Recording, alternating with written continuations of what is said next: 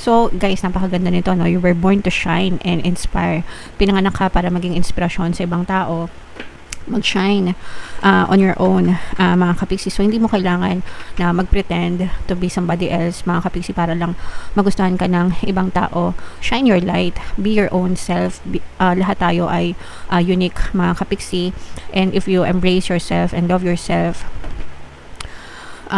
embrace mo yung mga sarili mong flaws and yung mga perfection mo, mga kapiksi, or yung mga magaganda sa'yo.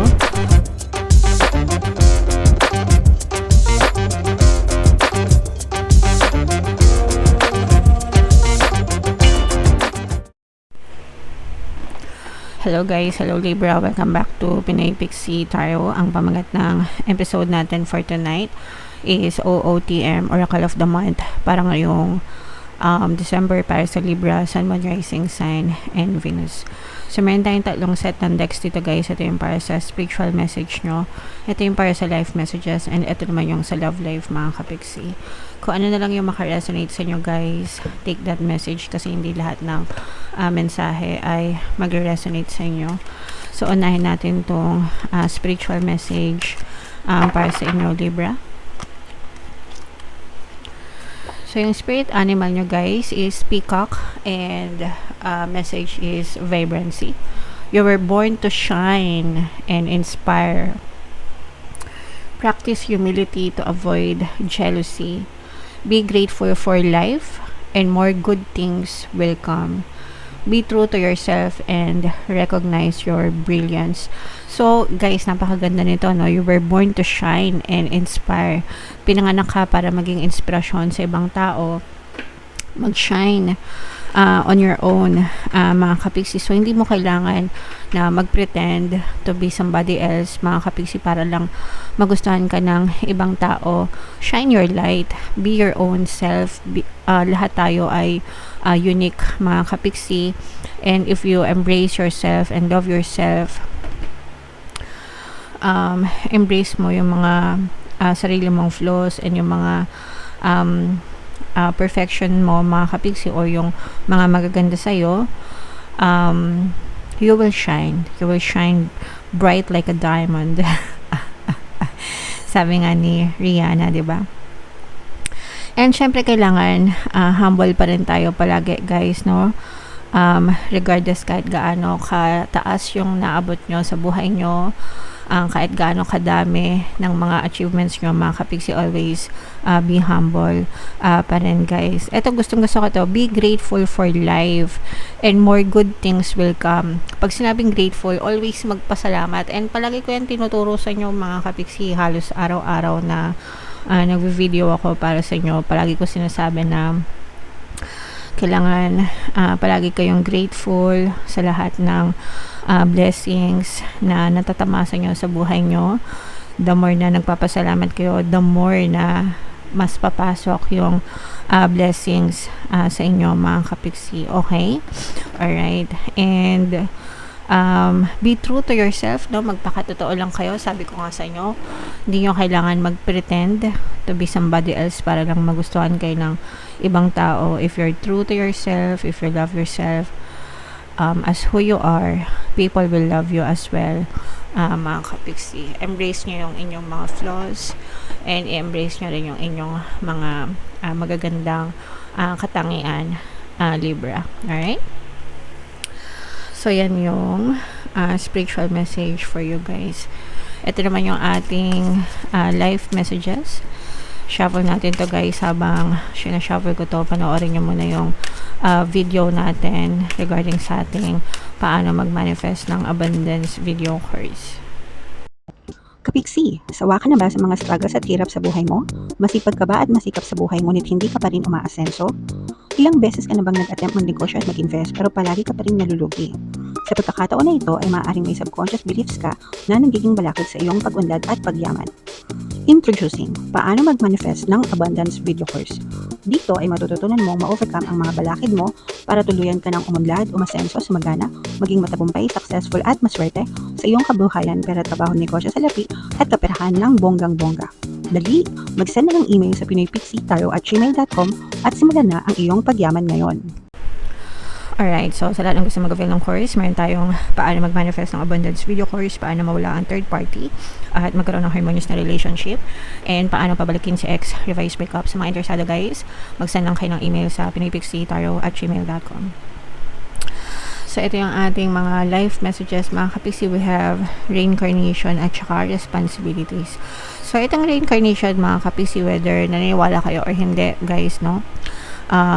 Pero pag sinabing reincarnate, yung nabubuhay ka ulit sa susunod na lifetime. But it doesn't mean na same species ka pa rin, mga kapixie. Kapag na-expire yung ating katawan lupa, yung soul natin is napupunta sa kalawakan, sa universe, or wherever, and maaari siyang mag-reincarnate sa pamamagitan ng ibang species naman. So it's either hayop ka or halaman ka or ibang species sa ibang mundo or sa ibang universe guys. So ang ibig sabihin nito is wag mo na antayin na mag-reincarnate ka para mabuhay ng gusto mong buhay. Habang nandito ka sa buhay na yan right now, enjoyin mo na guys, no? Habang tao ka, di ba? Para if ever na gusto mo naman yung buhay ng tao, magpakasaya ka na. Kasi nga, sabi ko sa'yo, sa next lifetime mo, malay mo hindi ka na tao, di ba? Baka ibang species ka na, malay mo hindi ka na sa earth nakatira, sa ibang mundo na, di ba? So, yung mga ganun, guys. So, you just enjoy life, mga kapixie. Okay?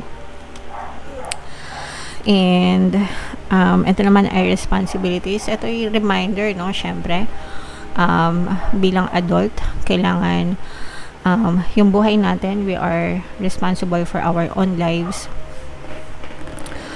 and accountable sa sarili nating buhay. So hindi natin kailangan isisi sa ibang tao yung failure natin sa buhay. Buhay natin yan, so tayo pa rin yung gumagawa niyan, mga kapixie. And kailangan natin maging masipag dahil sa mga obligasyon natin, especially kung parents na kayo or parent kayo guys.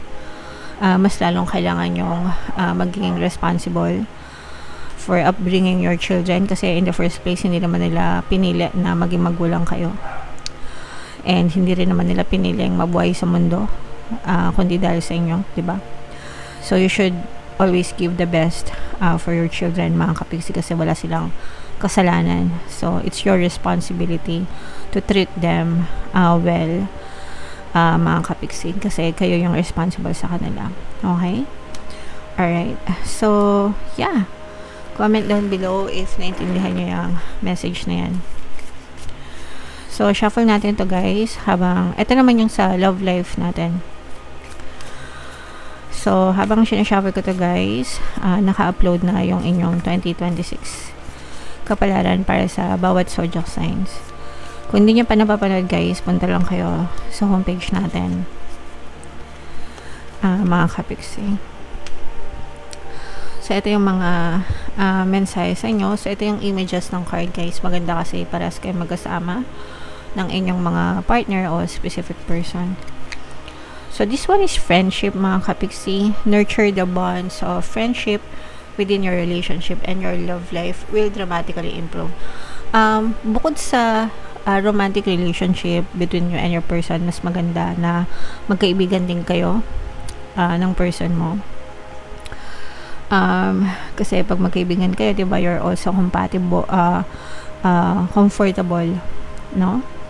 And mas nagdi-deepen yung relationship kapag friends kayo ng inyong lovers, mga kapixie. So mas mag-improve yung inyong relasyon guys. Kumbaga parang nasasabi niyo yung sikreto sa isa't isa, and sabi ko nga, komportable kayo sa isa't isa, mga kapixie. So aside from romantic relationship, you also need to develop friendship with your lovers guys. Okay? And this is passion, yeah. So para mainit na pagsasama, para lang to sa mga mag-asawa, okay?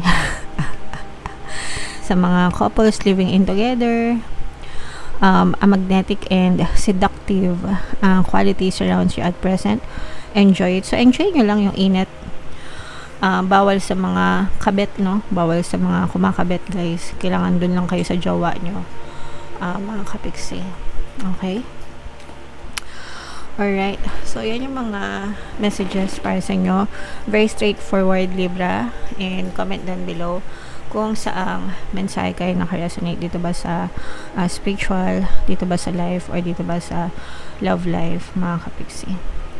Ito yung ating 2026 kapalaran. Ito naman yung ating success stories ng paano mag-manifest ng abundance video course. Click here to subscribe, guys. Thank you for liking, sharing, and subscribing. See you next time. I love you all. Have a nice day. Bye-bye.